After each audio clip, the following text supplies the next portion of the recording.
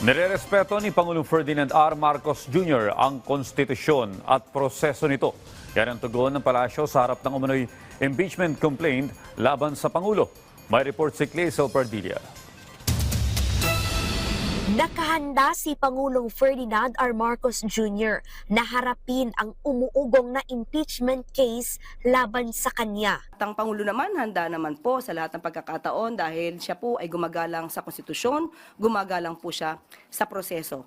Sabi ni Senior House Deputy Minority Leader Representative Edgar Erice, ilang mambabatas ang nagpaplanong maghain ng impeachment complaint laban sa presidente dahil umano sa betrayal of public trust na may kaugnayan sa maanumalyang flood control projects. Dahil nabanggit ito tungkol sa di umanong pagpirma sa GAA. Ang Pangulo po, unang-una, hindi po siya nagnakaw ng pera. Pangalawa, siya po ang nagpapaimbestiga sa mga maanumalyang flood control projects at maaaring naging sanhi ng korupsyon.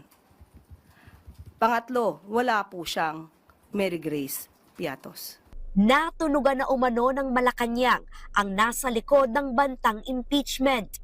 Sa mga supporters po ng Vice Presidente na nagnanais po na magsampa ng impeachment complaint, mas maganda po siguro bago magturo at tumingin sa iba, tulungan muna nila ang idolo nila. Sinasabi ng iba, ito para makaiwas di umano ang Vice Presidente sa mga isyung paglustay at mga di umanong pagtanggap ng pondo, milyong-milyong pondo mula sa mga drug lords. So mas magandang masagot po yan. Ang impeachment case ay naglalayong imbestigahan ang mataas na opisyal ng gobyerno kung napatunayang may sala, patalsikin sa pwesto.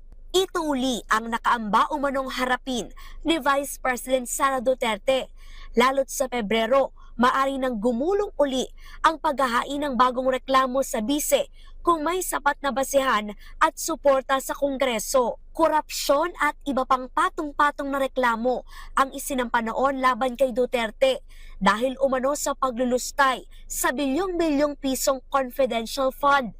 Sa pagkakataong ito, ayon sa Malacanang, Kung ano po ang pagtrato sa pag-iimbestiga sa flood control projects, mga anomalyang flood control projects, ganun din po ang gawing pagtrato sa paggagawa or sa pag-iimbestiga patungkol dito sa impeachment complaint laban kay VP Sara.